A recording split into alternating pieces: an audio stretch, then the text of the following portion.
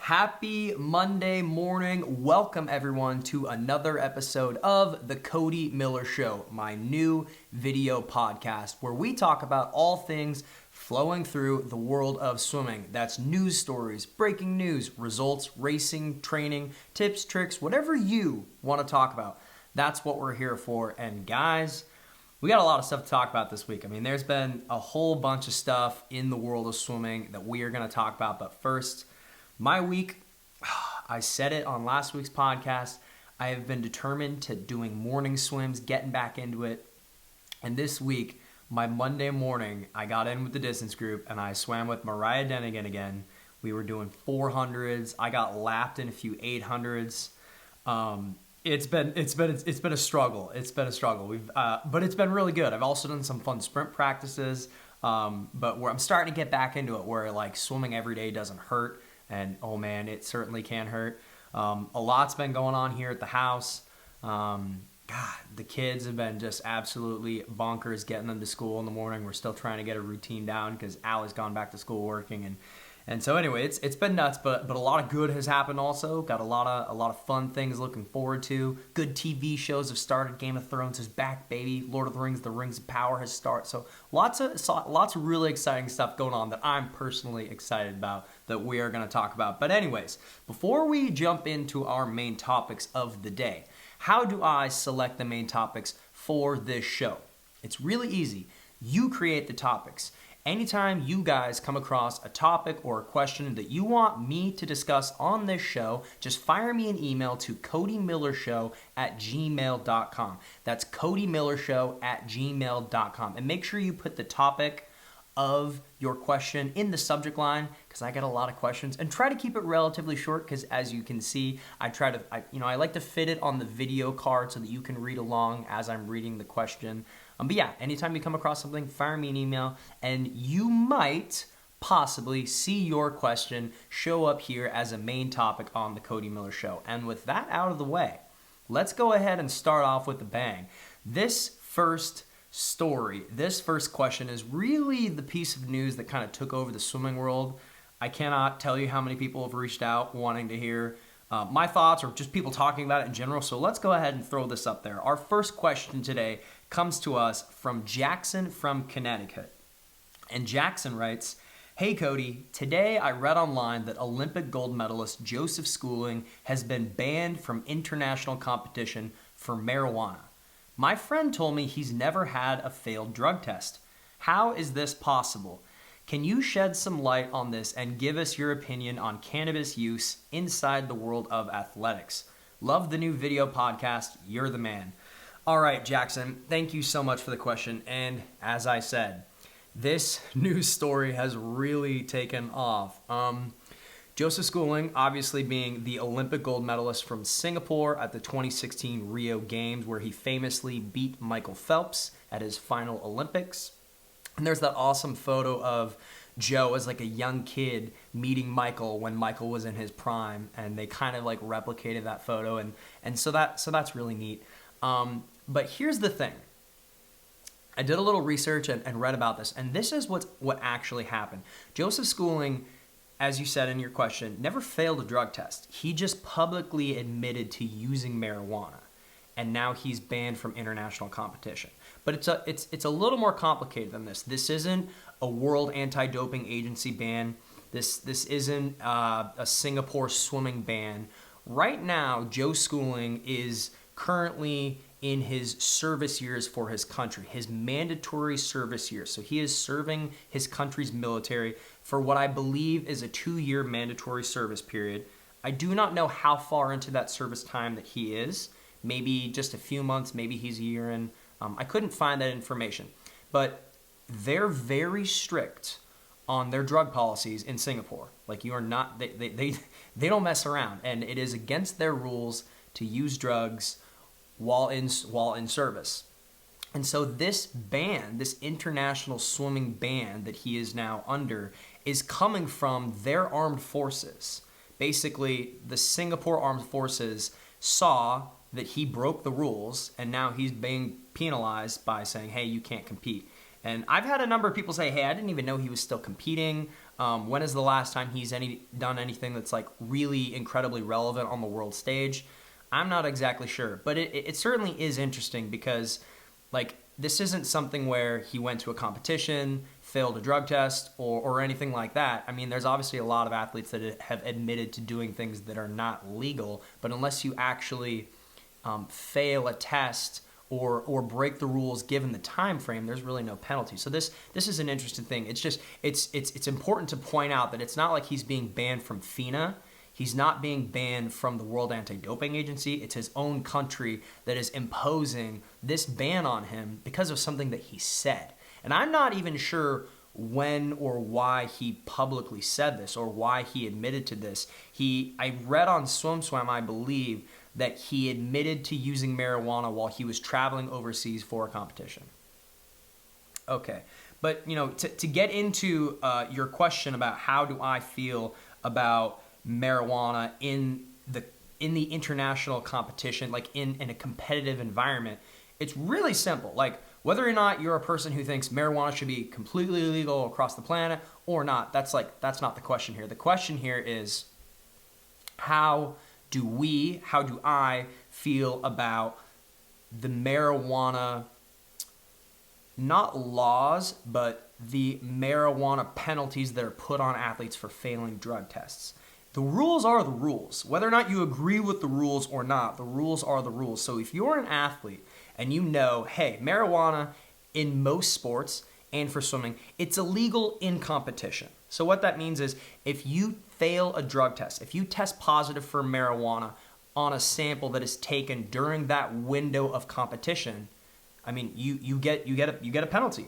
You get banned, you get a suspension, something happens to you. The rules are the rules. And so I've seen other athletes that have come into conflict for marijuana use, and they've gotten really upset at the system, and they think that it's wrong. And that all might be fine and true. Like maybe they, sure, marijuana might need to be legal. Maybe we should, that's a different discussion. But the point is, if you're a high-level athlete and you depend on performing well at competitions, you have to follow the rules. That's all there is to it, regardless of whether or not you agree with the rule, right? You have to follow the rules. I mean, I personally know athletes that have failed drug tests that were taken at competitions and they failed for marijuana and then they served suspensions. Like I know those, like multiple people personally, and I do not have sympathy for those people. I do not have sympathy for those people because those people should know better than to use or smoke marijuana a few days prior to the competition, because the likelihood of that still being in their system is very high, and the likelihood of them getting drug tested at those meets is very high. And so you know the rules. And whether or not you think this is right or wrong, that's besides the point. It's just the rules are the rules. And so those are my overall opinion on because the whole like marijuana discussion and the legalization and where it falls in sports is a huge topic of conversation, which we can totally have. But when I see athletes that get particularly pegged for doping violations via marijuana at competitions, I do not have sympathy for you, because you know what the rules are. As an athlete whose whole life and well-being revolves around performance, you know what you can put in your body and what you can't put in your body. And you have to be really diligent about it. It's the same with taking supplements. It's the same when you take a pre-workout or a post-workout shake, that you're looking at the nutrition facts, that you're looking at the supplement facts, that you know what's in those things that you're putting into your body, and knowing that every time you put one of those things in your body, you're taking a risk that there could potentially be some form of cross-contamination. Because we've seen numbers of cases where people have failed drug tests due to contaminated supplements that weren't supposed to have something that it did have. But this is totally different from the Joe Schooling case. The Joe Schooling case is very interesting. And I don't know exactly how long Joe is now banned for. Like they said basically the remainder of his service years, I believe. So if he's 6 months into his service with his military, he's basically the next year and a half he can't compete internationally. And that's just where we're at. So that's really interesting. So those are my general thoughts on the Joe Schooling situation, which everyone is talking about, and the whole marijuana use and all that stuff within the world of sports. It's just that is what it is. So thank you so much, Jackson, for the question. And with that, let's move on to our second main topic of the day. And our second main topic of the day comes to us from Jack. And Jack is from Sydney, Australia. And Jack writes, "Hey mate, we just wrapped up the Australian swimming champs here in Australia. Let's hear your thoughts, Cody. What did you think of Kyle Chalmers owning the 100 freestyle? What does this mean for Chalmers moving forward? Can he go 46 and challenge Popovici? I hope we get to see you out here in Australia again. Take care, Cody. Love the new show." All right. Thank you, Jack, for the question. And yes, there's a lot of competitions going on right now. Like, as I'm filming this, World Junior Championships are happening. Junior Pan-Pacific Championships wrapped up a little while ago. We're going to talk about that in a moment. Australian Championships just wrapped up. I mean, there's so many competitions. And Kyle Chalmers, Olympic champion Kyle Chalmers, certainly stood out, owning the freestyle events. 45.5 in the 100 free. This is short course meters. 140.98 in the 200 free. I mean, he's right off the Australian record, which is held by Cam McAvoy. Almost broke it. I mean, he's right on his lifetime best time. So he's swimming great.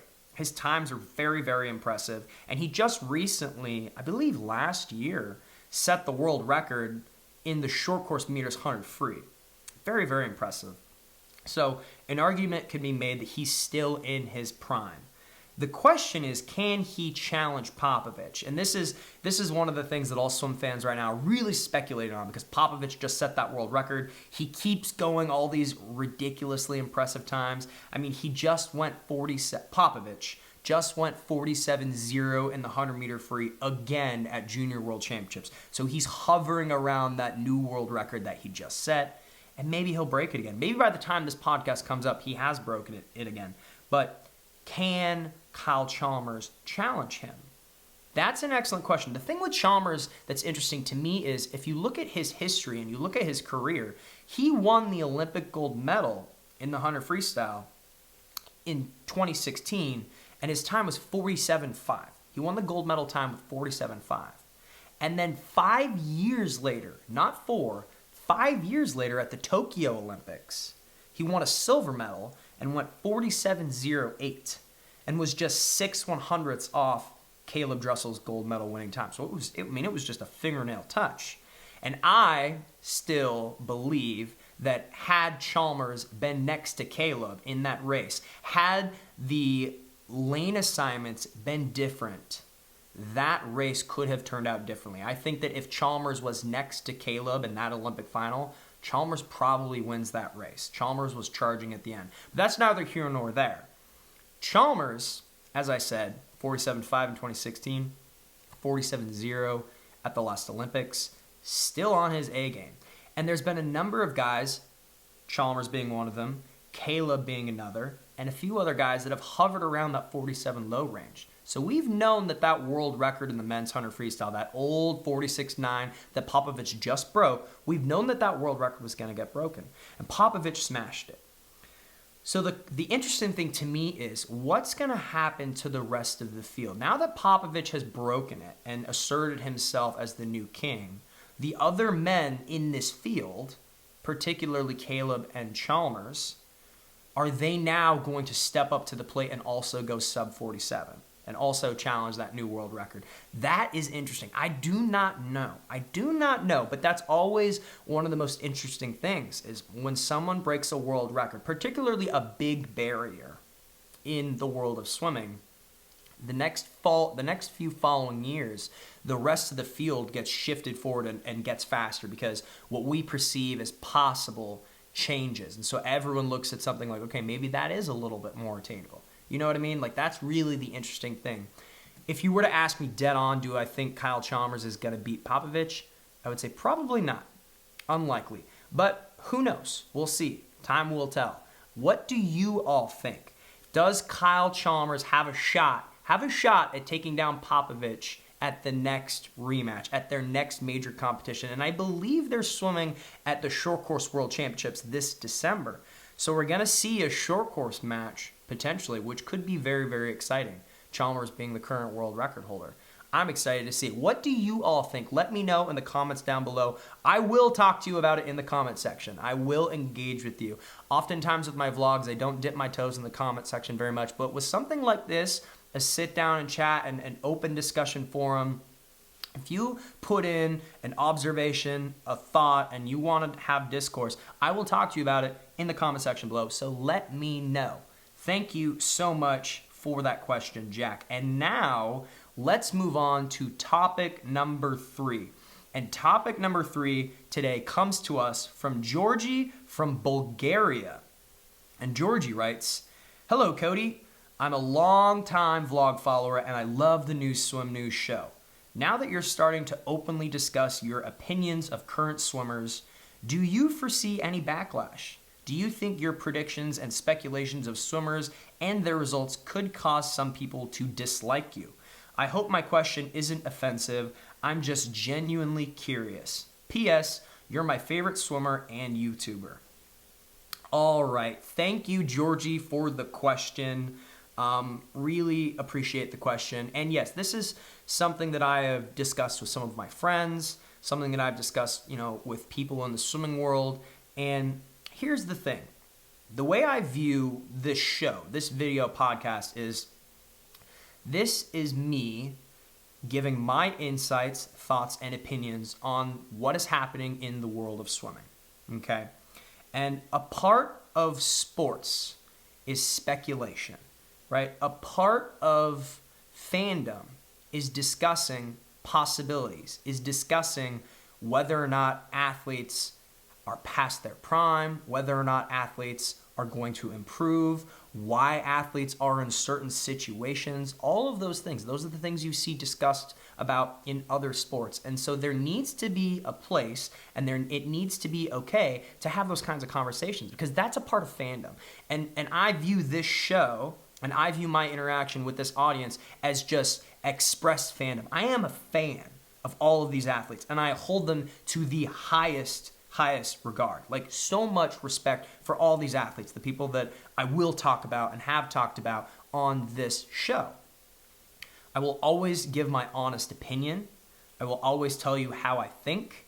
Obviously, I get to choose the things that I want to talk about or not talk about, via the questions that are submitted from you all. And is there a possibility that somebody might get upset by something that I said? Yes, that's the world that we live in. But you have to be able to take that risk. And I'm not aiming to ever upset anyone. I'm not aiming, to say something derogatory and go viral. That's not what this is. I am just a fan expressing my opinion and thoughts about the things that I love. High-level performance, high-level swimming. Like I love this sport. I love it so much. And I want to spread that love and I want to talk about it because, it's important. It's important to discuss those kinds of things, because it enriches our sport, right? If we want it to grow, if we want it to continue and fully mature, we have to talk about these kinds of things. And I have a lot of experience with people saying things about me, writing articles about me, speculating about me, all those things. Like I've been there, so I understand, I get it. And, it's the athlete's job, from my perspective, to tune all of that noise out, right? To tune that noise out. Whatever people are writing about you in comment sections, especially those, whatever people are writing headlines about you, it's something that shouldn't come into play to the athlete. And now athletes, a lot of people will read stuff that's written about them, and I personally have found that to be difficult in my life, but that's just a part of the game. I mean, oftentimes when someone just recently asked basically this question, like, you're going to talk about other national team swimmers that you swam with.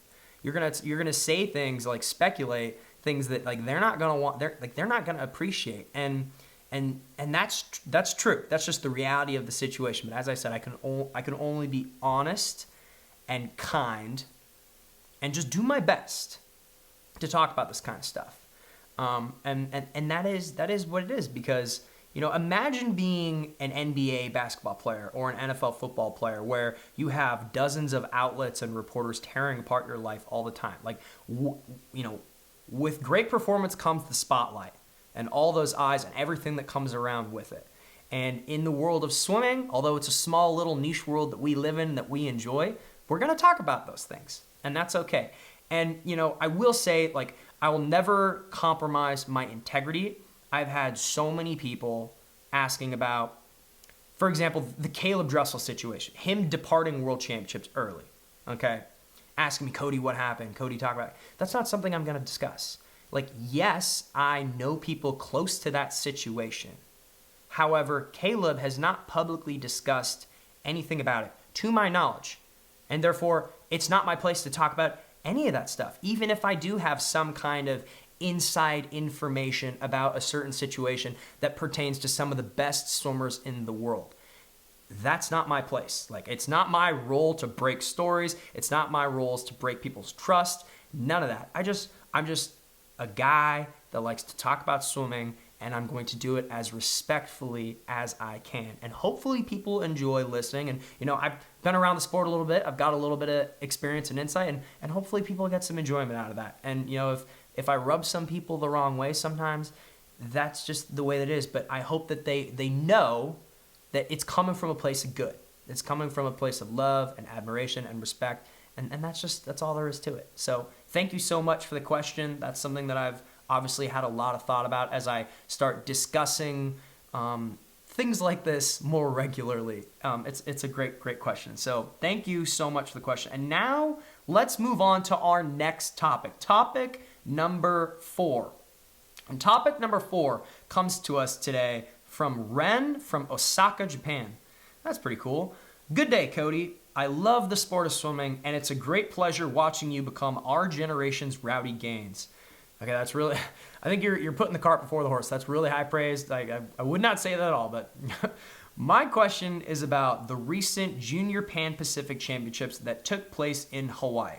What are your overall thoughts on the results of the competition? Who of the young up-and-comers stood out to you? Thanks. Okay, I'm going to be honest with you. This is not a competition that, I don't even know where you could watch it. It was probably live streamed somewhere. But events like this, Junior Worlds is going on right now, paying a fair amount of attention to that because, seeing who is on the leaderboards of those kind of events is kind of painting a picture of what the future World Championships, what the future Olympic finals will look like. So it's very interesting to me, even though, junior level swimming is not the thing that I live, die, and breathe about. But anywho, just looking at, the recent headlines, looking at the results, there's 2 people that stood out to me, and I particularly really focused on the American team here.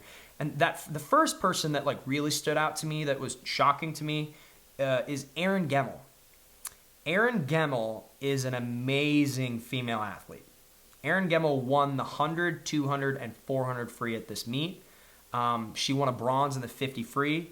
The most impressive thing, she went 154.86 in the 200 free anchor split. 154.86 200 free anchor split. That's crazy because at the 2022 World Championships just a couple months ago, there were only 4 swimmers that were faster than that. You got Ledecky, Bella Sims, Summer McIntosh, and one of the Chinese girls. And that's it. And even crazier, at the 2020 Olympic finals, there were only 3 people that were faster than her. So she is one of the elite 200 freestylers right now. And I expect her, if I'm speculating here, she's one of the people that's going to be on top of the major podiums soon. And she's, comes from a great place. I believe she swims for Nations Capital Aquatics, which is one of the powerhouse club swim teams in America. I think her dad is her coach, Bruce Gemmel, and that dude is awesome, super great dude, amazing coach, has coached a ton of stellar athletes. So she's definitely on track to not just make the Olympics, but to be a major player for the American team. And I think she's going to the University of Texas next year, which is awesome. And so it's going to be interesting to see how she pans out. But she also split 53.7 in the 100 freestyle. 53.7 on the women's 100 freestyle at this meet. That is smoking fast. So that's number 1. Erin Gemmel, very impressive to me. I've got my eyes watching her. I think the world is going to know her name very soon, more than just the small swimming bubble that we live in. And on the men's side, This is the one that hit like all the swim swam headlines, but Maximus Williamson, this dude, I've got a list of his times sitting on my computer right in front of me. This dude is insane, and I think he's only 15 years old. He went 159.0 in the 200 IM, which broke the United States 15-16 national age group record, which was held by Carson Foster.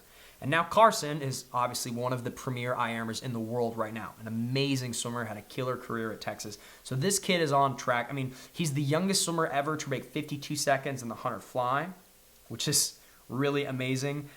He went 148.4 in the 200 free. 148.4 in the 200 free as a 15-year-old. That's really, really impressive. I mean, the 200 IM time, the 159.0, one of these headlines said, at just 15, Williamson's time would already put him number 3 all-time in the 17-18 age group, just behind Michael Phelps and Carson Foster. I mean, that's really, really amazing. He broke 50 seconds in the long course 100-meter free at 15. So this is another kid that, like, looking at, all right, who are the up-and-coming stars? I had a question a few weeks ago.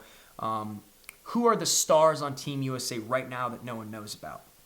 And in one of my earlier shows, I talked about Shane Cassis, Shane is really coming into his own.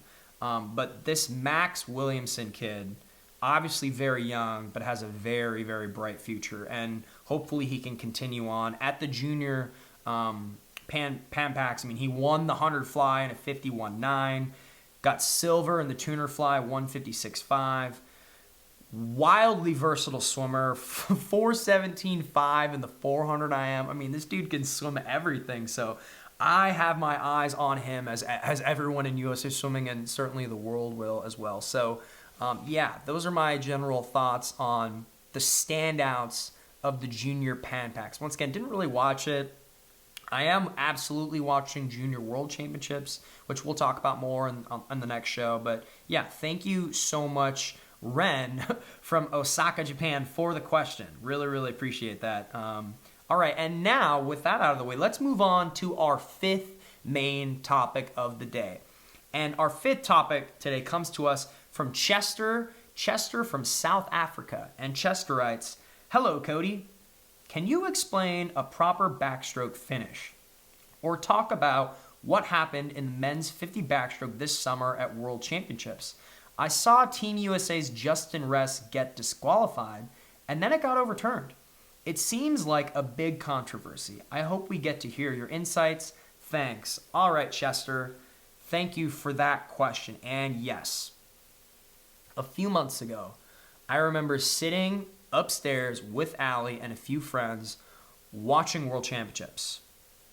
And Justin Ress wins the 50 backstroke, out touching his teammate, Hunter Armstrong, who had just set the world record in the 50-meter backstroke a few weeks prior at World Championship trials. I was on deck for that. Like, it was crazy.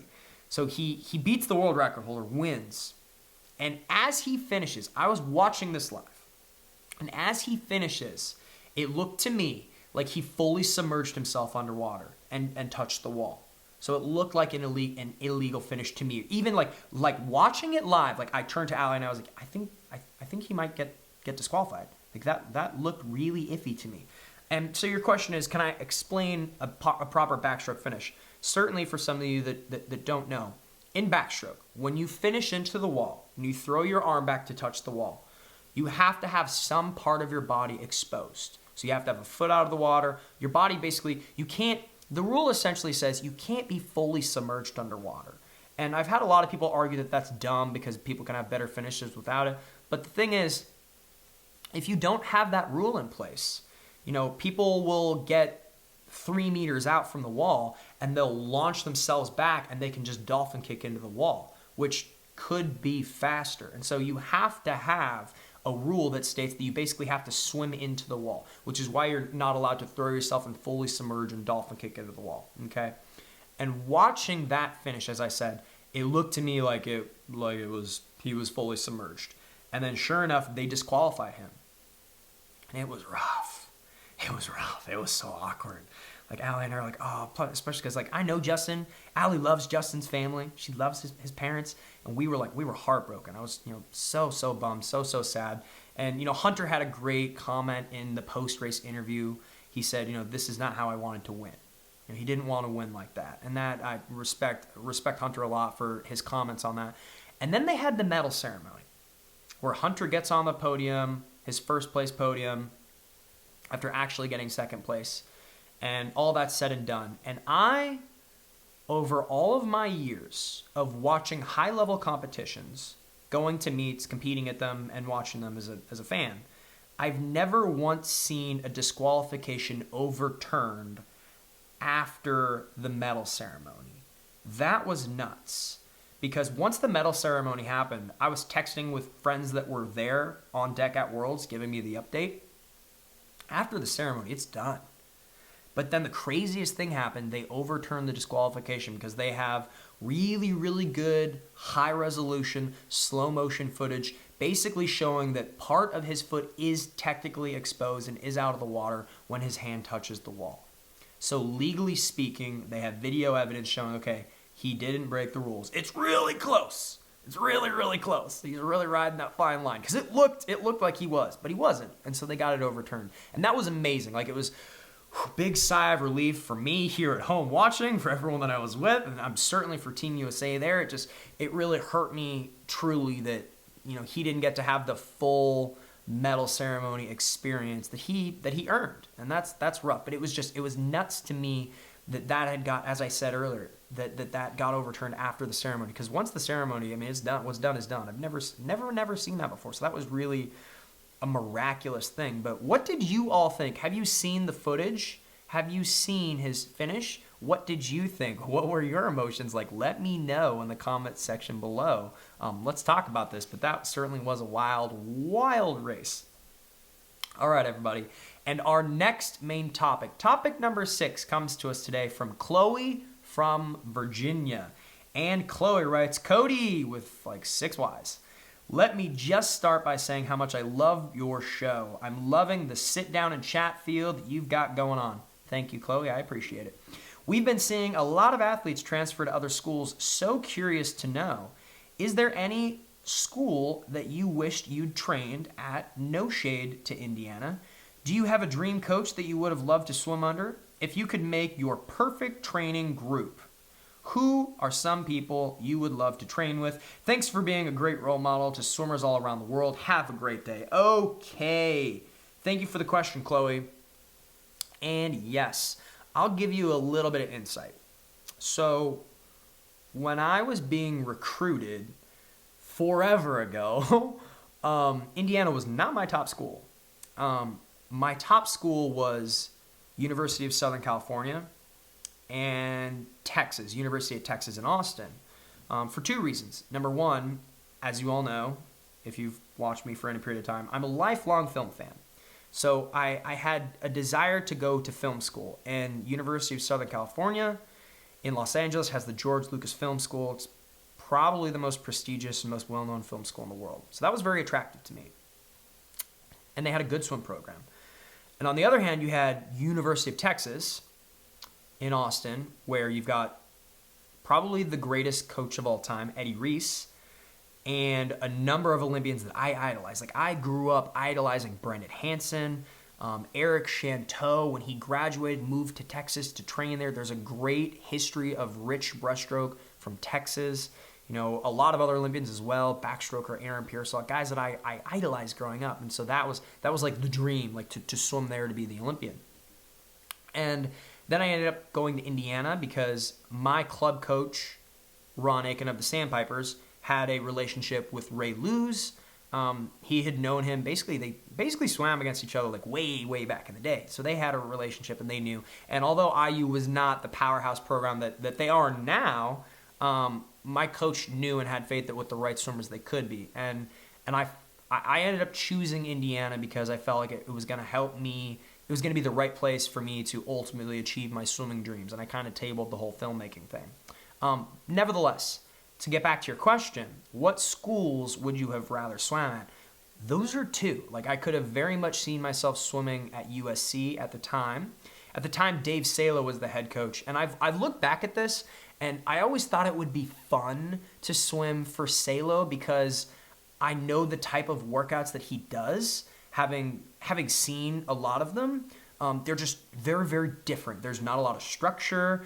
It's very unconventional. Things are always changing. Lots of shorter burst kind of stuff. Just so different. But I also thought that might not be the best route for me. I was definitely more of a middle distance, upper distance kind of a swimmer. I needed a lot more meat and potatoes. So I don't know if, for my career, if that would have benefited me. I don't know. I don't think so, but I just don't know. Texas is a place that I would have loved to train at just for the prestige of it and the dream of being, oh yeah, there's the Olympic coach, that there's all these really, they're national champions and all this. But I ultimately thought I might just be if I went to Texas, I was just going to be another guy. Like I was just going to be another guy joining the team. Maybe I do well, maybe I don't, maybe I make it, maybe I don't. But you're just there, you're joining something. But to answer your question, that is a place that I would have been super interested in seeing, like how I would have worked out there, how things could have worked out, and training there certainly would have been fun. Other places, I was interested in training at Florida, although I never seriously was recruited by Florida or visited Florida. But that was still when Lochte was still really, really good training at Florida, and at the time, Greg Troy had a strong group. They weren't really the collegiate powerhouse program at the time, but I always felt like I could swim well for a guy like Greg Troy because he was more similar to my club coach who raised me and who coached me. I felt like that could fit, and that's part of the reason why I ended up choosing Ray. I feel like that was a good fit. As far as people to train with, I've just been really lucky that I've been able to swim certain workouts with certain people. Like I've been able to swim practices with Ryan Murphy. I've been able to swim practices with Katie Ledecky. Like I can, with my badge of honor, say that I have swam multiple workouts with Katie where she has lapped me. I tried, or she's crushed me. When we've done photo shoots together, we've trained. So I've done a lot of that, a lot of fun stuff, and I love doing new things, trying different stuff, training with different people. Like that's part of the fun. Part of the fun of being on a USA national team trip is training with people you don't normally train with, doing things a little bit different. It's fun. It's fun. So anyway, thank you for that question. I appreciate that. And yes, now let's move on to our final main topic of the day. And our final main topic of the day comes to us from Olivia Allen from who knows where. And Olivia Allen has one very important question. Does pineapple belong on pizza? P.S. My brother Ben loves your videos. Well, Olivia, thanks for that submission. And I'm going to take this question as an opportunity to discuss some of my favorite cheat meals, some of my favorite eating habits, I should say, because I got a lot of people asking about that. So I've seen a lot of your submissions. I get it. So when I was in college, we would finish a week of training. My roommate James and I, on Saturday morning, would finish practice. We'd go to the dining hall. I would get 2 omelets and 8 pieces of toast. And I would cut those omelets in half. And I would make 4 omelet sandwiches. And I would eat that with like a big bowl of fruit. And then I'd go back to the dorm. I would fall asleep from like 11 to about 3 o'clock.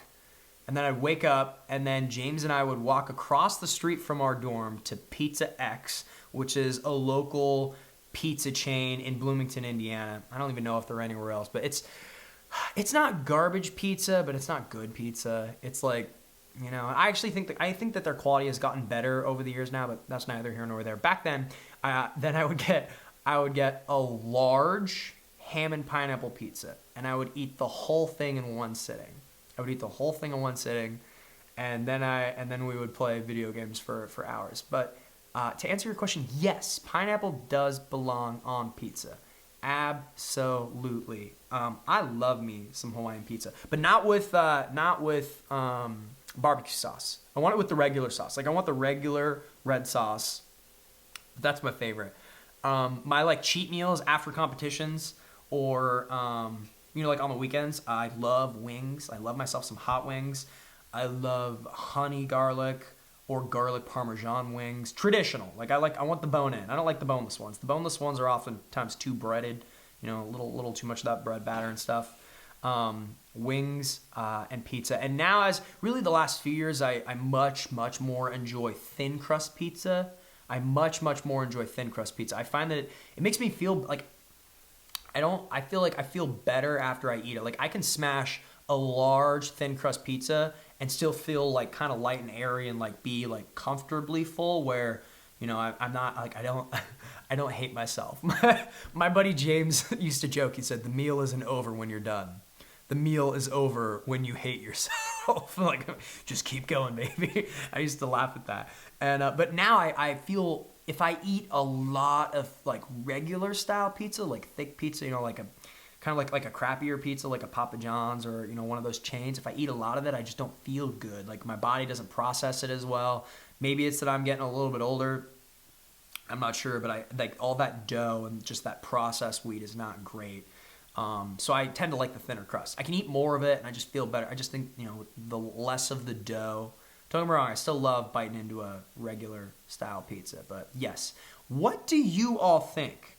Does pineapple belong on pizza? I think yes. I personally love, like my favorite would be like a supreme pizza with like all the toppings and then like extra pineapple. So like I want the little bits of bacon. I want the little chunks of sausage.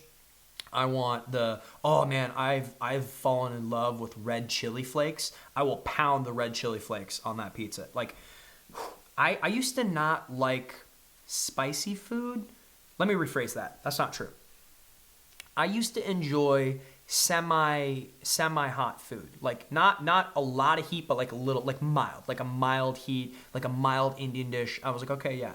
Like, I like that. But Allie, my wife Allie, I don't know what her dad did to her growing up, but he murdered all of her taste buds. Like she has the highest heat threshold that I have ever experienced. I tell this story sometimes very famously, but my friend Ethan, who is the coach at IUPUI at my favorite pool, the Nat in Indianapolis, you've seen him in some of the vlogs before. When the first time Ethan ever came over to have dinner with Allie and I, this was early in Allie and I's relationship. We were living in our apartment. And Allie made us like a Thai Indian pasta dish with shrimp and chicken. Okay. And it was like those thin pad Thai noodles with like a red sauce. It was so hot. Like it was so hot that I'm not exaggerating. I was sweating and I was crying. Like I was crying trying to eat a small bowl of it. And Allie, she thought that Ethan and I were just like giving her a hard time and joking around, but like she had made the dish and she had tasted it. She'd sampled it. Like she cannot taste medium levels of heat. Like her heat threshold is so out of this world that yeah, Ethan ate a little bit of it, but he was dying. And Ethan's got some Indian in his family. He like legit has some Indian in his. So yeah. So anyway, I have fallen in love with the red chili flakes. I put those on everything because Allie would slowly put those on certain meals that she makes. Like maybe if we have a HelloFresh meal or maybe she's making something from scratch, just throw some chili flakes on there, give it a little added zest, a little added flavor. And I like that. And oh my gosh, she slowly added heat to the things that we've ate over the years. And now my heat threshold is like, I feel like it was medium. Okay. Like I used to enjoy medium and now like I enjoy things that are like really hot. So maybe that's also an age thing, the way that your taste buds change. There might be something to that, but I think that the biggest contributing factor is the fact that, it's something that when you have something more often, you just become more accustomed to it, right? And I've just become more accustomed to it because that is how Allie cooks. So anyways, love that. Been crushing the red chili flakes. Like I'll put red chili flakes on all kinds of stuff. I'll put it on like my avocado toast in the morning with like a little bit of turkey on top, I'll put it on all kinds of stuff. So anyways, guys, that's my little rant on some of my my favorite cheat foods. Pizza, wings, baby. Like, let's go. Let me know down below. What do you all think? Does pineapple belong on pizza? What's your favorite cheat meal? What do you have finishing a race or a competition to, you know, really relish that victory or that good competition or make yourself feel better? Let me know down there below. We'll talk about it. Or any of these topics that we talked about today. Let me know. Thank you all so much. If you've made it this far, I greatly appreciate it. Thank you all so very much. I hope you have a wonderful week. Hope your Monday is off to a strong start. We've got a new video dropping on Wednesdays as always. Please share my videos with your swimmer friends. That really helps me. We have merch on the merchandise store, new t-shirts. Check those out. And yeah, I think that's pretty much it. As always, please be nice, stay kind to people, and take care. Do I have any other announcements? I don't think so. Oh, I've had a number of people asking about clinics in November and December. Fire me an email, just either to this email, CodyMillerShow@gmail, or send an email to the contact email in my Instagram bio, and I'll let you know more information and details about clinics, because I have been doing more and more swim clinics. I love doing them. They're tons of fun. So maybe I could come out and do one for your club. Just let me know. Okay, guys? So thank you all so much. And until my next video, I will see you all later.